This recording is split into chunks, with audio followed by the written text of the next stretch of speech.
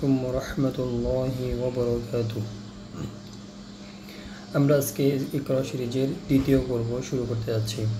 প্রথমেই কোরআন তেলাওয়াতের মাধ্যমে এই পর্ব শুরু হবে ইনশাআল্লাহ। সাধারণভাবে আমরা যে সূরাগুলো নামাজের মধ্যে তেলাওয়াত করি তার মধ্যে অন্যতম হচ্ছে শেষ 10টি সূরা। আমরা সেগুলো প্রথমে তেলাওয়াত করে শোনাবো। যাদের তেলাওয়াতে অশুদ্ধ আছে বা কোনো শুদ্ধ করতে পারেন নাই তারা শুদ্ধ করার চেষ্টা করবেন, বারবার শুনবেন এবং যেভাবে তেলাওয়াত করে আপনারা ইউটিউবে সাহায্য নিতে পারেন বা বিভিন্ন অ্যাপসের মাধ্যমে, যেমন আমি এখন যে অ্যাপসটা ওপেন করেছি এই অ্যাপসের মধ্যেও অডিও অপশন আছে, মানে অডিও শুনে শুনে শুদ্ধ করার চেষ্টা করে নেবেন। أعوذ بالله من الشيطان الرجيم بسم الله الرحمن الرحيم ألم تر كيف فعل ربك بأصحاب الفيل ألم يجعل كيدهم في تضليل وأرسل عليهم طيرا أبابيل ترميهم بحجارة من سجيل فجعلهم كعصف مأكول بسم الله الرحمن الرحيم لإيلاف قريش إيلافهم رحلة الشتاء والصيف فليعبدوا رب هذا البيت الذي أطعمهم من جوع وآمنهم من خوف। এখন আমরা আমাদের প্রথম অংশ কোরআন অধ্যয়নে চলে যাব। আমরা কোরআন বুঝে সহজ বইটি থেকে পাঠ করছিলাম। গত পর্বের পর থেকে আমরা শুরু করছি। গোটা কোরআনের পটভূমি, বিশ্ব ও মানবজাতি সম্পর্কে এর রচয়িতার চিন্তাধারা, কোরআনের প্রতি কেউ ঈমান আনুক বা না আনুক, কোরআনের বক্তব্যকে বুঝতে হলে ওই চিন্তাধারা জানা অপরিহার্য। এই হেডিংয়ে এখানে বলা হচ্ছে ক নম্বর, বিশ্বস্রষ্টা মানুষকে জ্ঞান এবং চিন্তার ক্ষমতা এবং ভালো মন্দ বাছাইয়ের প্রতিভাসহ নিজের খলিফার দায়িত্ব দিয়েছেন। খ, মানুষকে তিনি অজ্ঞানতার অন্ধকারে ছেড়ে দেননি, ইন্দ্রিয়, বুদ্ধি, ইলহাম ও ওহির মাধ্যমে জ্ঞানদানের ব্যবস্থা করেছেন। তাই প্রথম মানুষকে রাসূল হিসেবে পাঠিয়েছেন, তাকে যে জীবন বিধান দিয়েছেন তারই নাম ইসলাম। গ, প্রথম মানুষ থেকেই জানানো হয়েছে যে সমস্ত সৃষ্টির উপর আল্লাহরই কর্তৃত্ব রয়েছে, সবার বিধানদাতা একমাত্র তিনি, কেউ স্বাধীন নয়, আনুগত্য পাওয়ার অধিকার একমাত্র তারই। মানবদেহ সহ সবার জন্যই তিনি আইন রচনা করেন এবং তা নিজেই জারি করেন। ঘ, সমগ্র সৃষ্টি জগৎকে ব্যবহার করার অধিকার একমাত্র মানুষকেই দেওয়া হয়েছে, বস্তু জগৎকে ব্যবহারের যোগ্য একটি দেহতন্ত্র এজন্যই তাকে দান করা হয়েছে। ও, বিশ্বজগৎ এবং মানব দেহকে ব্যবহার করার ব্যাপারে মানুষকে পূর্ণ স্বাধীনতা দেওয়া হয়নি, স্বায়ত্তশাসন দেওয়া হয়েছে মাত্র। চ, এই স্বায়ত্তশাসনটুকু কর্ম সম্পাদনের ব্যাপারে দেননি, কর্মের ইচ্ছা এবং চেষ্টার ক্ষেত্রে মাত্র দিয়েছেন। ছ, নবীর মাধ্যমে প্রেরিত বিধানকে মানুষের উপর চাপিয়ে দেওয়া হয়নি, ইচ্ছাশক্তি ও চেষ্টার সাধনাকে স্রষ্টার বিধান অনুযায়ী ব্যবহার করলে দুনিয়াতে শান্তি ও আখিরাতে মুক্তি, আর অন্যথা হলে দুনিয়ার অশান্তি এবং আখিরাতে শাস্তি হবে বলে জানিয়ে দেওয়া হয়েছে। জ, মানুষের পার্থিব জীবন আখিরাতের তুলনায় ক্ষণিক মাত্র এবং পার্থিব জীবনের ফলাফলই আখিরাতে দেওয়া হবে, তাই দুনিয়ার জীবনটা পরীক্ষা মাত্র এবং প্রতি মুহূর্তেই এ পরীক্ষা চলছে। ঝ, এই পরীক্ষায় মানুষ কী কারণে ফেল করে? বস্তু জগতের প্রতি বস্তু জ্ঞান সর্বস্ব ও নীতি জ্ঞান বর্জিত দেহের তীব্র আকর্ষণ রয়েছে। নাফস বা দেহের দাবি ও রূহের স্বাভাবিক সংঘর্ষে মানুষের পরাজয় হলেই সে পরীক্ষায় ব্যর্থ হয়। দুনিয়ায় মানুষের কর্মের শুধু বস্তুগত ফলই প্রকাশ পায়, নৈতিক ফল সামান্যই দেখা যায়। তাই নৈতিক জীব হিসেবে মানুষকে পরকালেই কর্মের নৈতিক ফল দেওয়া হবে। এরপর বলা হচ্ছে, রূহ বা নৈতিক সত্তা বা প্রকৃত মানুষ যদি জগৎ ও জীবন এবং দুনিয়া আখিরাত সম্পর্কে সঠিক জ্ঞান পেতে চায় তাহলে বস্তুগত জ্ঞান মোটেই যথেষ্ট নয়, ওহির মাধ্যমে তাকে এমন কতক মৌলিক জ্ঞান পেতে হবে যা ঈমানের মাধ্যমেই পাওয়া সম্ভব। তাহলে জীবন সমস্যার মোকাবেলা করে জীবনকে সঠিক পথে চলাবার বাস্তব শিক্ষা দেওয়ার জন্যই যুগে যুগে নবী এবং রাসূল পাঠানো হয়েছে। সব নবীর দিনই এক ছিল, অবশ্য সমাজ বিবর্তনের প্রয়োজনে তাদের সবার শরীয়ত এক ছিল না। মানব সমাজের পূর্ণ বিকাশের যুগে সর্বশেষ রাসূল পাঠানো হলো। মূল দ্বীনের চিরন্তন শিক্ষা ও পূর্ণাঙ্গ শরীয়ত কোরআন ও সুন্নাহর মধ্যে রয়েছে। পূর্ববর্তী সব কিতাব বিকৃত হয়ে যাওয়াই স্বাভাবিক ছিল। সর্বশেষ কিতাব চিরস্থায়ী থাকবে, অর্থাৎ আল কোরআন চিরস্থায়ী থাকবে। এক স্রষ্টা তার প্রিয় মানব জাতির জন্য ভিন্ন ভিন্ন বিধান বা ধর্ম পাঠাননি। একই মূল বিধান, স্রষ্টার আনুগত্য, ইসলাম প্রয়োজনীয় পরিবর্তন এবং পরিবর্ধন করে পূর্ণাঙ্গরূপে মুহাম্মদ সাল্লাল্লাহু আলাইহি ওয়াসাল্লামের নিকট প্রেরিত হয়েছে। নবীগণ তাদের দায়িত্ব যথাযথই পালন করেছেন, কিন্তু যখনই দুটো শর্ত পূরণ হয়েছে তখনই ইসলামী বিধান বিজয়ী হয়েছে। একদল যোগ্য লোক তৈরি হওয়া ও জনগণ এর সক্রিয় বিরোধী না হওয়া, এই দুটো শর্ত একত্র না হলে বিজয় অসম্ভব। মুহাম্মদ সাল্লাল্লাহু আলাইহি ওয়াসাল্লামকে সর্বযুগের জন্য মানব জাতির উৎকৃষ্টতম আদর্শ হিসেবেই পাঠানো হয়েছে এবং একমাত্র তার অনুসরণের মাধ্যমেই আল্লাহর সন্তুষ্টি, পার্থিব সাফল্য ও পরকালীন পুরস্কার পাওয়া সম্ভব। সকল নবী ও রাসূলকে অনুসরণ করার একমাত্র উপায় হলো হযরত মুহাম্মদ সাল্লাল্লাহু আলাইহি ওয়াসাল্লামের অনুসরণ। আল্লাহ পাক তার দ্বীন ও শরীয়তকে মুহাম্মদ সাল্লাল্লাহু আলাইহি ওয়াসাল্লামের মাধ্যমে পূর্ণ করাই আর কোনো রাসূল বা নবী পাঠাবার প্রয়োজন রইল না। এরপরের বিষয়বস্তু হচ্ছে সমাজ বিপ্লবের উপযোগী আন্দোলনের পরিচয়। সমাজ বিপ্লবের উদ্দেশ্যে পরিচালিত আন্দোলনের সাথে প্রচলিত সমাজ ব্যবস্থা ও কায়েমি স্বার্থের সংঘর্ষ অনিবার্য। এই ধরনের আন্দোলন সমাজের মানুষকে প্রধানত দুই ভাগে বিভক্ত করে। এক, বিপ্লবের অনুসারী, প্রধানত যারা প্রচলিত সমাজের সুবিধাভোগী নয়। বিপ্লব বিরোধী, প্রচলিত সমাজের কায়েমি স্বার্থ বা সুবিধাভোগী। উভয় পক্ষে সাহসী ও মজবুত লোকের সংখ্যা কম হলেও অনেক লোক উভয় পক্ষের সমর্থক হয়, যদিও তারা বেশিরভাগই নিষ্ক্রিয় থাকে। সর্বসাধারণ অধিকাংশ লোক নিরপেক্ষ থাকে বা পরিস্থিতি বিবেচনা করতে থাকে, যেদিকে জয় হয় সেদিকেই সায় দেয়। বিপ্লবী আদর্শের মুমিন ও কাফির ছাড়া আন্দোলনের বিভিন্ন সময় 5 রকম মুনাফিকের আবির্ভাব হয়। এক, দুর্বল মুমিন, তারা থাকে সংগ্রাম যুগে। দুর্বল কাফির, সংগ্রাম যুগে অল্প থাকে এবং বিজয় যুগে বেশি থাকে। সন্দেহপরায়ণ, উভয় যুগে থাকে। মুমিন বেশে কাফির, বিজয় যুগে বেশি থাকে। বাধ্য হয়ে মুমিন, চূড়ান্ত বিজয়ের পরে বেশি হয়। আন্দোলনের বিভিন্ন স্তরের বিরোধিতার রূপের সঙ্গে মোকাবিলার ধরন এবং সংঘর্ষের ফলাফলের তুলনা করে একটি টেবল দেওয়া হয়েছে। আন্দোলনের বিভিন্ন স্তরে বিরোধিতার স্বরূপ এর মধ্যে 1 নম্বর হচ্ছে বিদ্রুপ। এটার মোকাবেলা করতে হবে ধৈর্যের সাথে দাওয়াত দিয়ে এবং এর ফলে সংখ্যা বৃদ্ধি পাবে। মিথ্যা প্রচার, এর মোকাবেলা করতে হবে যুক্তি দ্বারা খণ্ডন দিয়ে, এর ফলেও সংখ্যা বৃদ্ধি পাবে। এবং সর্বশেষে নির্যাতন যখন শুরু হবে তখন মোকাবেলা করতে হবে আদর্শের মজবুতিকরণ, সাহসী লোক বাছাই করে, এবং এর ফলে দুর্বল লোক ছাঁটাই হয়ে যাবে। 7 নম্বর বিষয়বস্তু, রাসূল সাল্লাল্লাহু আলাইহি ওয়াসাল্লাম এর আন্দোলনের বিভিন্ন যুগ এবং স্তর। রাসূল সাল্লাল্লাহু আলাইহি ওয়াসাল্লামের আন্দোলনের দুটো যুগ ছিল। মাক্কি যুগ, প্রথম 13 বছর, এটা সংগ্রাম যুগ, লোক তৈরির যুগ বা ব্যক্তি গঠনের যুগ ও নির্যাতনের যুগ। 2 নম্বর ছিল মাদানী যুগ, হিজরতের পরে 10 বছর। এই 10 বছর ছিল বিজয়ের যুগ, সমাজ গঠনের যুগ, রাষ্ট্র পরিচালনার যুগ এবং সশস্ত্র মোকাবেলার যুগ। মাক্কি যুগের বিভিন্ন স্তর সম্পর্কে জানব। তাফহিমুল কোরআনে সূরা আল আনআমের ভূমিকায় এর বিস্তারিত আলোচনা আছে। ব্যক্তিগতভাবে বা গোপনে আন্ডারগ্রাউন্ড দাওয়াত এবং সংগঠনের সময়কাল ছিল 3 বছর।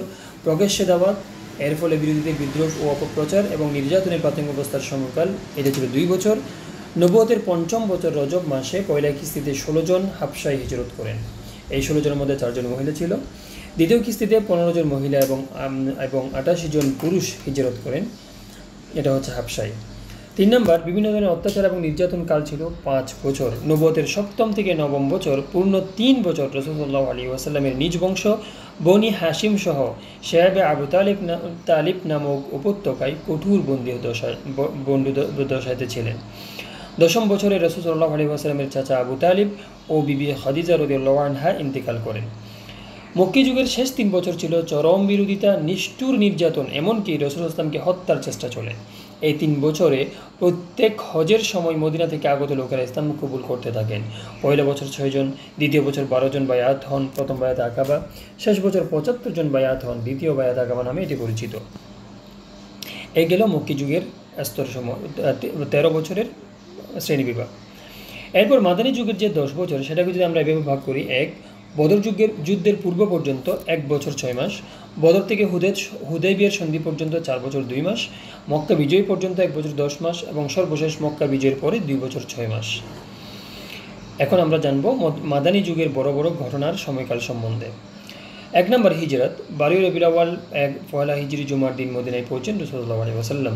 2 নম্বর বদর যুদ্ধ হয় রমজানের 2য় হিজরিতে রমজান মাসে। 3 নম্বর হচ্ছে উহুদ যুদ্ধ হয় 3য় হিজরির শাওয়াল মাসে।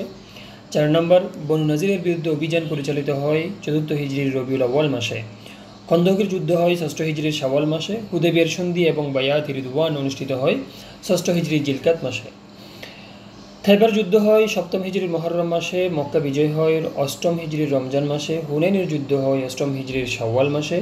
তাবুকের যুদ্ধ 9ম হিজরির রজব মাসে। বিদায় হজ হয় 10ম হিজরির জিলহজ মাসে। মক্কি সূরার বৈশিষ্ট্যসমূহ, অর্থাৎ যেসব সূরা হিজরতের পূর্ব অবতীর্ণ হয় সেই সব সূরার বৈশিষ্ট্যগুলো কী কী ছিল। 1. রাসূলকে দেওয়া বিরাট দায়িত্ব পালনের উপযোগী উপদেশ। 2. জীবন এবং জগৎ সম্পর্কে প্রচলিত ভ্রান্ত ধারণার অপনোদন এবং সঠিক বিশ্বাস সৃষ্টির চেষ্টা। ইসলামের বুনিয়াদী শিক্ষাকে বিভিন্নভাবে পেশ করা। তাওহীদ, রিসালাত এবং আখিরাতের বেশি চর্চা। মানুষের ঘুমন্ত বিবেক এবং নৈতিকতাবোধ জাগ্রত করে চিন্তা শক্তিকে সত্য গ্রহণ উদ্বুদ্ধ করা।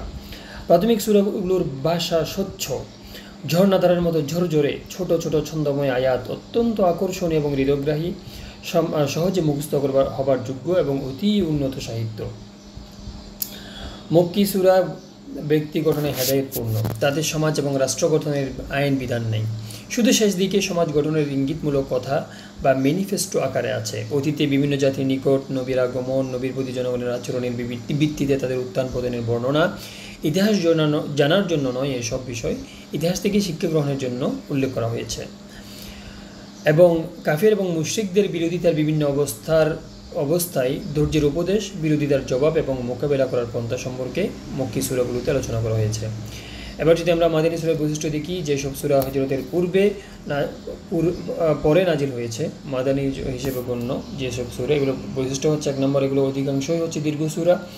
2 নম্বর এইসব সূরায় সমাজ গঠনের বিধান, ফৌজদারি আইন, উত্তরাধিকার আইন, বিয়ে, তালাক, জাকাত, ওসর ইত্যাদি নিয়মকানুন, দল, রাষ্ট্র, সভ্যতা, সামাজিকতার ভিত্তি, মুনাফিক, কাফির, জিম্মি, আহলে কিতাব, যুদ্ধমান শত্রু এবং সন্ধিসূত্রে আবদ্ধ জাতির প্রতি আচরণ, জয় পরাজয়, বিপদ শান্তি, নিরাপত্তা, ভীতি ইত্যাদি অবস্থায় মুসলমানদের কর্তব্য সম্পর্কে আলোচনা করা হয়েছে।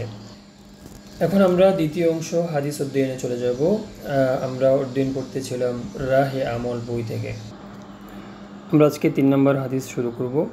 আন আবি হুরায়রা রাদিয়াল্লাহু আনহু قال, হযরত আবু হুরায়রা রাদিয়াল্লাহু আনহু হতে বর্ণিত, তিনি বলেন, সামিআতু রাসূলুল্লাহ সাল্লাল্লাহু আলাইহি ওয়াসাল্লাম, আমি রাসূল সাল্লাল্লাহু বলতে শুনেছি, ইয়াকুল, তিনি বলেছেন, ইন্না আউওয়ালান নাসি ইউকদু আলাইহি ইয়াউমাল কিয়ামাহ, কিয়ামতের দিন প্রথম এমন এক ব্যক্তির বিচার হবে, রজুলুন ইস্তুশহিদা ফাউতিয়া বিহি, যে শহীদ হয়েছিল, যিনি শহীদ হয়েছিলেন এবং তাকে আল্লাহর দরবারে আনা হবে। ফাআররাফাহু নিআমাহু ফাআরফাহা, এবং তাকে তার যাবতীয় নিয়ামতের কথা স্মরণ করিয়ে দেওয়া হবে এবং সে ওইসব নিয়ামত প্রাপ্তি এবং ভোগের কথা স্বীকার করবে। ক্বালা ফামা আমিলতা ফিহা, তখন তাকে জিজ্ঞেস করা হবে, তুমি আমার এসব নিয়ামত পেয়ে কী করেছো? ক্বালা ক্বাতালতু, তখন সে বলবে, আমি আপনার পথে লড়তে লড়তে শেষ পর্যন্ত শহীদ হয়ে গিয়েছি।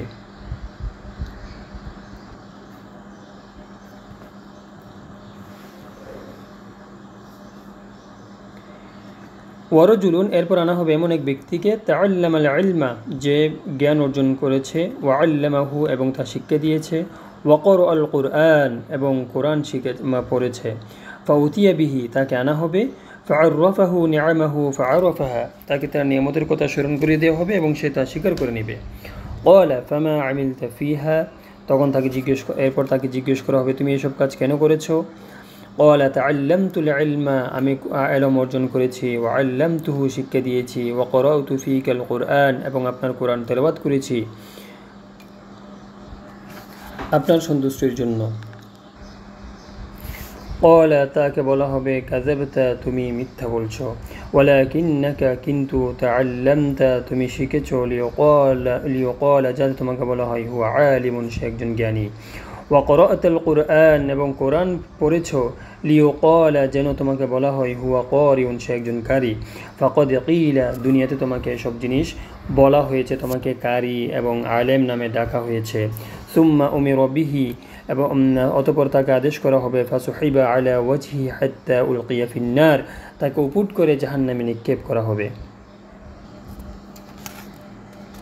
ওয়ারজুলুন ওয়াসআল্লাহু আলাইহি, এরপর আনা হবে এমন এক ব্যক্তিকে যাকে আল্লাহ তাআলা সচ্ছলতা দিয়েছিলেন, ওয়া আতাহু মিন আসনাফিল মাল, এবং তাকে নানা রকম ধন সম্পদ দান করেছেন।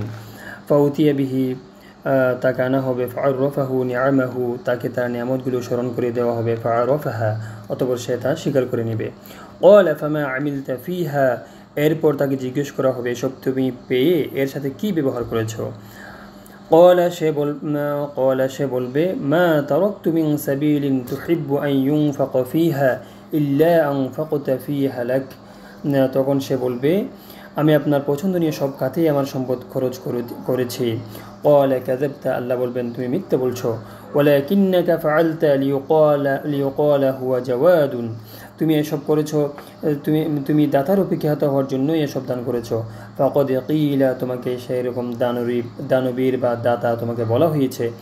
সুম্মা উমিরা বিহি ফাসুহিবা আলা ওয়াজহিহি সুম্মা উলকিয়া ফিন্নার, সে তারপর ফয়সালা দেওয়া হবে এবং উপুট করে পা ধরে টেনে নিয়ে তাকে জাহান্নামে নিক্ষেপ করা হবে।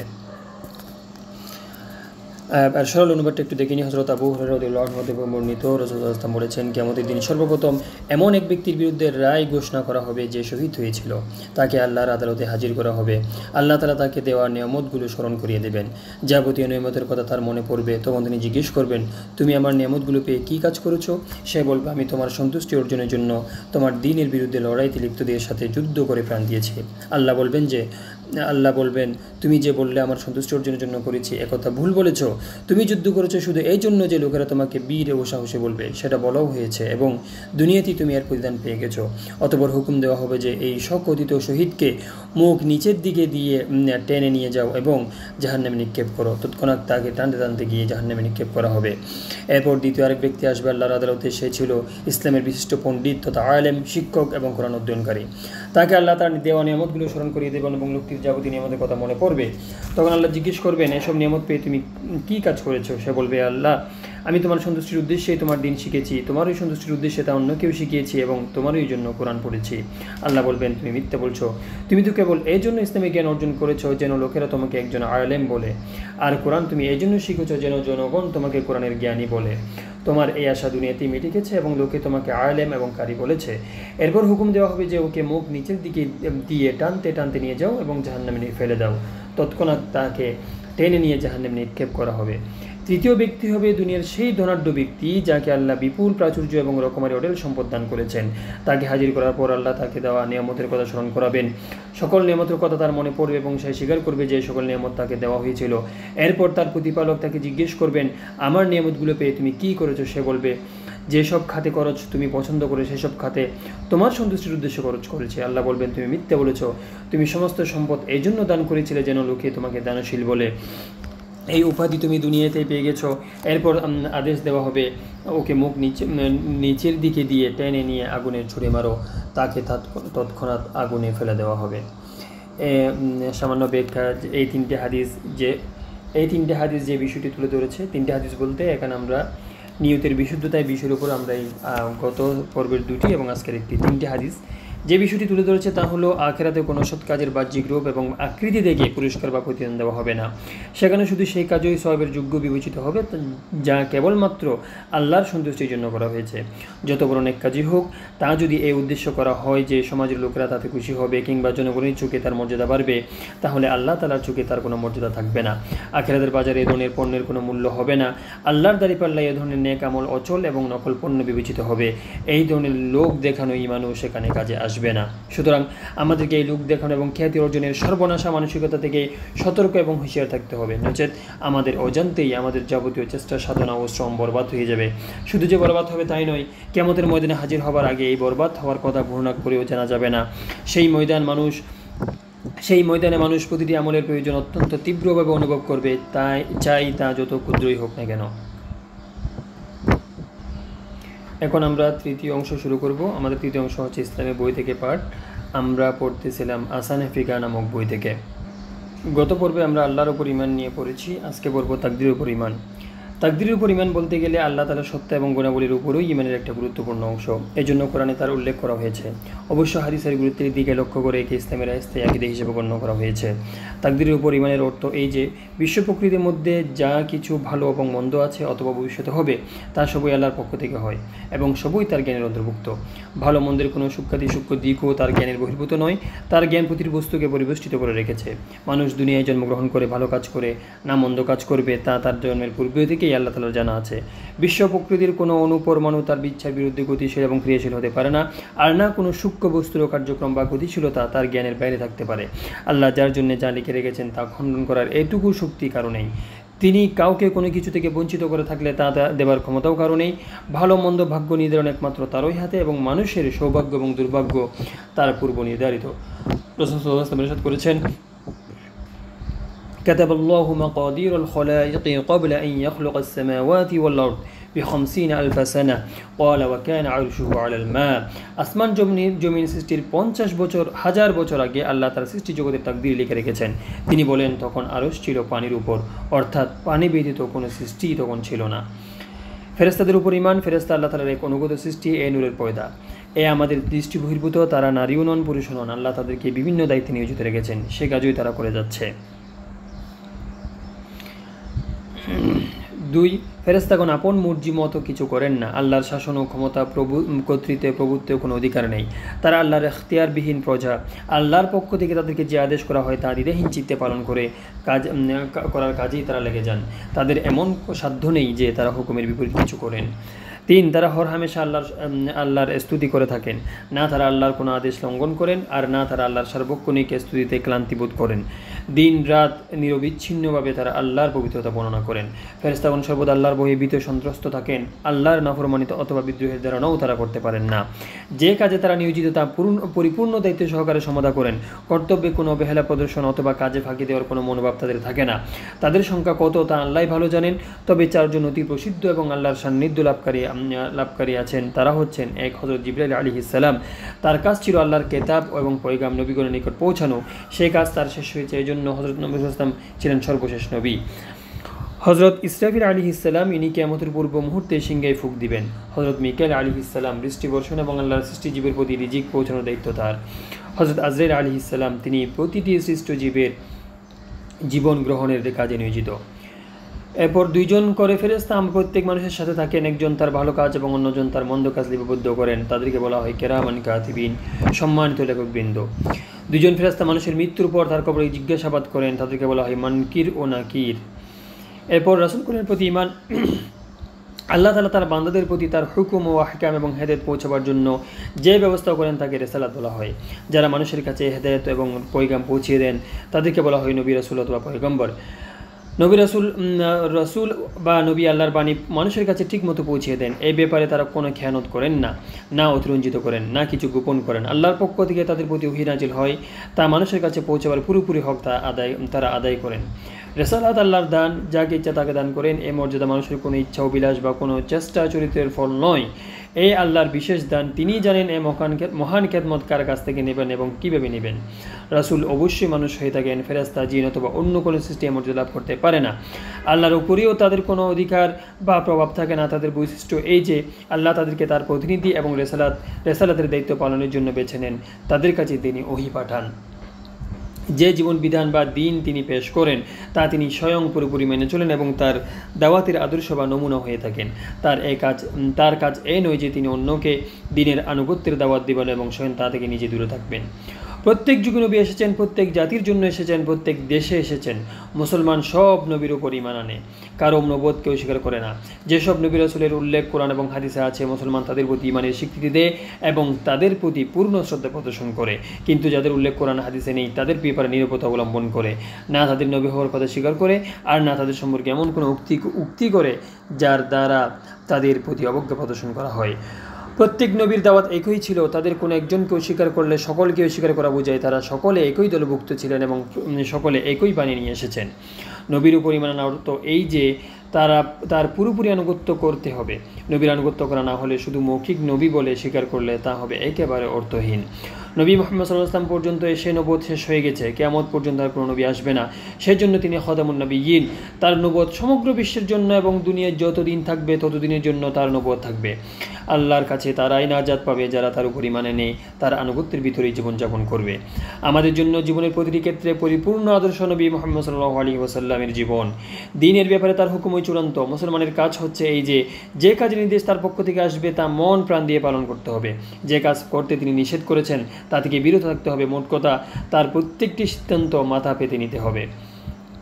রসুলের আনুগত্য প্রকৃতপক্ষে আল্লাহরই আনুগত্য। রাসূলের নাফরমানি তেমনি আল্লাহর নাফরমানি হবে। আল্লাহর মহব্বতের তাগিদেই মুসলমানের রসুলের আনুগত্য। এ হচ্ছে ইমানের কষ্টি পাথর। রাসূলের নাফরমানি মুনাফিকের আলামত। রসুলের প্রতি আন্তরিক শ্রদ্ধা ও ভালোবাসা ইমানের পরিচায়ক। তার প্রতি অশ্রদ্ধা ও বেয়াদবি যাবতীয় নেক আমল বরবাদ করে দেয়। মুসলমানের অবশ্য কর্তব্য হলো রাসূলকে তার মা বাপ সন্তানাদি এবং আত্মীয় স্বজন থেকেই শুধু অধিকতর প্রিয় মনে করবে না, বরঞ্চ তার নিজের জীবন অপেক্ষাও অধিকতর প্রিয় মনে করবে। কোরআনে বলা হয়েছে, আন-নাবিয়্যু আউলা বিল মুমিনিনা মিন আনফুসিহিম। নবী মুমিনদের জন্য তাদের নিজেদের জীবন অপেক্ষাও অধিকতর প্রিয়। রেসালাতের উপর ঈমানের সুস্পষ্ট দাবি হচ্ছে যে প্রত্যেক মুসলমান নবী মুস্তাফা সাল্লাল্লাহু আলাইহি ওয়াসাল্লামের উপরে দরুদ পড়বে এবং তার জন্য দোয়া করবে। আসমানি কিতাবসমূহের উপর ঈমান বলতে কি বোঝায়? আল্লাহ তাআলা তার বান্দাদেরকে হেদায়েতের জন্য বহু ছোট বড় কিতাব নাজিল করেছেন। এসব কিতাবে তিনি দ্বীনের কথা বলেছেন এবং জীবন পরিচালনার জন্য বিধান দিয়েছেন। নবীগণ এসব কিতাবের মর্মকথা সুস্পষ্ট করে বুঝিয়ে দিয়েছেন এবং নিজে আমল করে দেখিয়েছেন। সমস্ত আসমানি কিতাবের উপরে ঈমান আনতে হবে, কারণ এসব কিতাবের বুনিয়াদী শিক্ষা ছিল এক ও অভিন্ন। বলা হয়েছে, আল্লাহর বন্দুকি করো, কুফর এবং শিরক থেকে দূরে থাকো। আসমানি কিতাবসমূহের মধ্যে প্রসিদ্ধ রয়েছে চারজন পয়গম্বরের উপর নাযিল করা হয়েছিল। এক, তাওরাত হযরত মূসা আলাইহিস সালামের উপর, জবুর হযরত দাউদ আলাইহিস সালামের উপর, ইনজিল হযরত ঈসা আলাইহিস সালামের উপর, আর সর্বশেষ কোরআন মাজিদ নাযিল হয়েছিল সর্বশেষ নবী হযরত মুহাম্মদ মুস্তাফা সাল্লাল্লাহু আলাইহি ওয়াসাল্লামের উপরে। আল্লাহর কিতাবসমূহের মধ্যে শুধুমাত্র কোরআন মজিদ, যার আসল রূপ ও আকৃতিতে তার প্রতিটি আসল শব্দ, অক্ষর, জের, জবর, পেশ সহ বিকল বিদ্যমান আছে এবং কিয়ামত পর্যন্ত এভাবেই সংরক্ষিত থাকবে। আল্লাহ স্বয়ং তার সংরক্ষণের ওয়াদা করেছেন। কিছু জালেম পাপাচারী যদি নাউযুবিল্লাহ কোরআনের সকল অনুলিপি জানিয়ে ফেলে, তথাপি তা সংরক্ষিত থাকবে। তার কারণ এই যে সকল যুগে সকল দেশে এমন কোটি কোটি মুসলমান ছিল, আছে এবং থাকবে, যাদের পক্ষে কোরআনের অবিকল সংরক্ষিত ছিল, আছে এবং থাকবে। অন্য তিনটি আসমানি কিতাবের বহুলাংশ পরিবর্তন করা হয়েছে, তার কোনোটি এখন তার আসল রূপে বিদ্যমান নেই। প্রথমত, এই কিতাবগুলো সেসব নবী দুনিয়া থেকে বিদায় নেওয়ার অনেক পরে সংকলিত হয়েছে। দ্বিতীয়ত, পথভ্রষ্ট এবং দুনিয়ার স্বার্থ শিকারী লোকেরা এইসব কিতাবে বর্ণিত শিক্ষার সাথে এমন কিছু সংযোজিত করেছে যা দিনের বুনিয়াদী শিক্ষার পরিপন্থী এবং এমন সব বিষয় ছাঁটাই করেছে যা ছিল তাদের স্বার্থের পরিপন্থী। এই জন্য আজকাল আল্লাহর প্রকৃতি দিন জানবার এবং তার উপর আমল করবার একটি মাত্র সংরক্ষিত, নির্ভরযোগ্য এবং সর্বজনে গৃহীত উপায় আছে এবং তা হচ্ছে কোরআন মাজিদ। তাকে অস্বীকার করে এবং তার মুখাপেক্ষী না হয়ে কেউ আল্লাহর সত্যিকার দ্বীনের আনুগত্য করতে পারে না। কিয়ামত পর্যন্ত জন্মগ্রহণকারী মানব জাতির উচিত এই কিতাবের উপর ঈমান আনা। তার উপর ঈমান আনা ব্যতীত নাজাত কিছুতেই সম্ভব নয়। কোরআন পাকের মধ্যে পরিবর্তন করার অধিকার কারণেই নবীর কাজও শুধু এই ছিল যে তিনি ঠিক মতো তা মেনে চলবেন।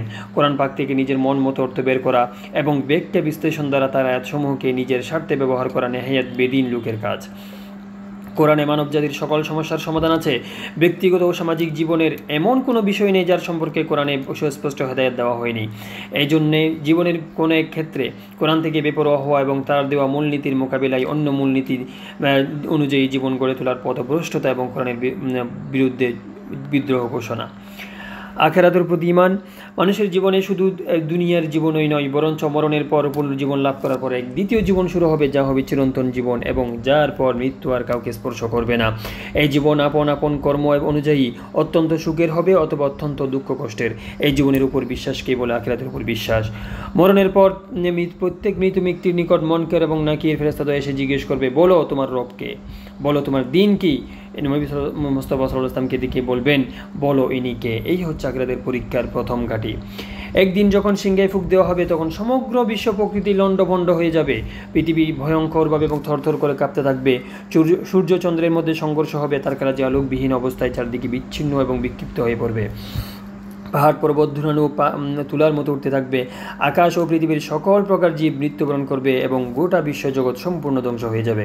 অতঃপর আল্লাহর আদেশে দ্বিতীয়বার সিংহে ফুঁক দেওয়া হবে। তখন সকল মৃত ব্যক্তি পুনর্জীবন লাভ করবে, এক নতুন জগৎ অস্তিত্ব লাভ করবে। এবার মানুষের জীবন হবে চিরন্তন জীবন। একেই বলে কিয়ামতের দিন, এবং দিনটি হবে অত্যন্ত ভয়ঙ্কর। ভয় এবং সন্ত্রাসে মানুষ ভীত সন্ত্রস্ত হতে থাকবে। দৃষ্টি থাকবে নিচের দিকে, প্রত্যেকে তার পরিণামের প্রতীক্ষা করবে। সকল মানুষ হাসরের ময়দানে আল্লাহর সম্মুখে একত্র হবে। আল্লাহর বিচারের আসনে সমাসীন হবেন। সেদিন সকল কর্তৃত্ব প্রভুত্ব একমাত্র তারই হবে। তার অনুমতি ব্যতীত কারো মুখ খুলবার সাহস হবে না। আল্লাহ প্রত্যেকের পৃথকভাবে হিসাব নেবেন। তিনি তার জ্ঞান এবং সুস্থ বিচার বুদ্ধি ও ন্যায়পরায়ণতার ভিত্তিতে সঠিক ফয়সালা করবেন। প্রত্যেককে তার সঠিক এবং ন্যায়সঙ্গত প্রতিদান দেওয়া হবে। কারো প্রতি কোনোমাত্র বিচার করা হবে না। নেক বান্দাদের ডান হাতে এবং পাপীদের বাম হাতে তাদের নামায়ে আমল দেওয়া হবে। নেক লোকেরা নাজাত এবং সাফল্য লাভ করবেন এবং পাপাচারী ব্যর্থ হবে।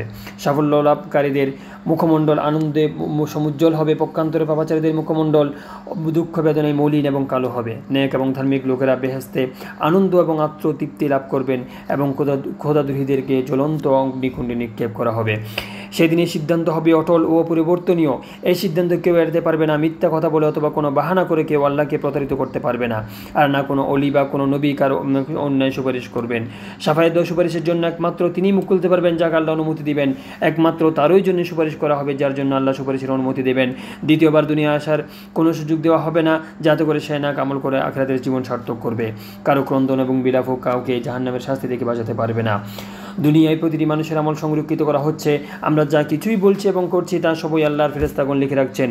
মুখ থেকে কোনো কথা বেরোবার সাথে সাথেই ফেরেশতা তা অবিকল সংরক্ষিত করে রাখছেন। মানুষের কোনো আমলই সেদিন আল্লাহর দৃষ্টির অগোচর থাকবে না। তা সরিষা পরিমাণ হোক, কঠিন পাথরের মধ্যে পতিত হোক, আকাশে বাতাসে হোক, অথবা ভূগর্ভের কোনো অন্ধকার স্তরে লুকায়িত হোক, আল্লাহ সেদিন তা এনে হাজির করবেন। প্রত্যেকেই সেদিন আল্লাহর সামনে ধরা পড়বে। জান্নাতবাসী মুমিনদেরকে এমন অনুপম এবং অফুরন্ত সুখ সম্পদ দান করা হবে যে যা চোখ কোনো দিন দেখেনি, কান এই সম্পর্কে শুনেনি এবং অন্তর তা কোনো দিন কল্পনাও করেনি। যেদিকেই তারা যাবেন তার দিক থেকে সালাম সালাম, খুশ আমদের ধ্বনি শুধু শোনা যাবে। এই আনন্দ সুখ থেকে তাদের কোনো দিন বঞ্চিত করা হবে না। তাদের সবথেকে বড় পাওয়া হবে এই যে আল্লাহ তাদেরকে তার দিদার দান করবেন এবং বলবেন, হে আমার বান্দাগণ, আজ আমি তোমাদের প্রতি আমার সন্তোষ প্রকাশ করছি। এখন আমি আর কখনো তোমাদের প্রতি নারাজ হব না। খোদাদ্রোহীদেরকে জাহান্নামের দাউ করে জ্বলা অগ্নিকুণ্ডে নিক্ষেপ করা হবে। আগুন তাদেরকে ঘিরে রাখবে এবং সেখানে কোনো দিন তারা পালাতে পারবে না। তারা মরেও যাবে না যন্ত্রণা থেকে নিষ্কৃতি পাবে, আর না জীবিত থাকবে, জীবন উপভোগ করবে। নৈরাশ্যে প্রতি মুহূর্তে তারা মৃত্যু কামনা করবে, কিন্তু মৃত্যু তাদের কপালে জুটবে না। জাহান্নামের আগুন রাগে ফেটে পড়তে থাকবে এবং কখনো নিভে যাবে না। পিপাসায় কাতর হয়ে যখন জাহান্নামবাসী ছটফট করবে, তখন তাদেরকে উত্তপ্ত গলিত ধাতু পানীয় হিসেবে দেওয়া হবে, যার ফলে মুখ পুড়ে যাবে, অথবা এমন জিনিস দেওয়া হবে যা গলদেশ পার হতে পারবে না। তাদের গলায় আগুনের হাসুলি এবং আলকাতরাও আগুনের পোশাক পরানো হবে। ক্ষুধায় তাদেরকে কণ্টকযুক্ত খাদ্য দেওয়া হবে। আল্লাহ তাদের প্রতি ভয়ানক ক্রুদ্ধ থাকবেন। কে বেহেশতবাসী এবং কে জাহান্নামবাসী তার সঠিক জ্ঞান আল্লাহ তাআলার কাছে রয়েছে। অবশ্যই যে কাজগুলো একজন মানুষকে বেহেশতে নিয়ে যাবে তা নবী করিম সাল্লাল্লাহু আলাইহি ওয়াসাল্লাম সুস্পষ্ট করে বলে দিয়েছেন। অনুরূপভাবে যে কাজগুলো পরিণাম জাহান্নাম তাও সুস্পষ্ট করে দিয়েছেন তিনি। দুনিয়ায় আমরা কাউকে নিশ্চিত সহকারে বেহেশতে বলতে পারি না। অবশ্যই ওই সব ভাগ্যবান ব্যতীত যাদেরকে নবী করিম সাল্লাল্লাহু আলাইহি ওয়াসাল্লাম বেহেশতে ও সুসংবাদ দিয়েছেন। কিন্তু ভালো নিদর্শন দেখে আল্লাহর রহমতের আশা অবশ্যই করা যেতে পারে। আল্লাহ ইচ্ছা করলে যে কোনো গুনাহ মাফ করে দিতে পারেন। কোরআন বলে আল্লাহ কুফর এবং শিরকের গুনাহ মাফ করবেন না, তবে খাঁটি দিলে তওবা করলে তিনি মাফ করবেন। জীবনের যে কোনো সময় ঈমান আনলে অথবা গুনাহ থেকে তওবা করলে তার ঈমান এবং তওবা আল্লাহ কবুল করেন।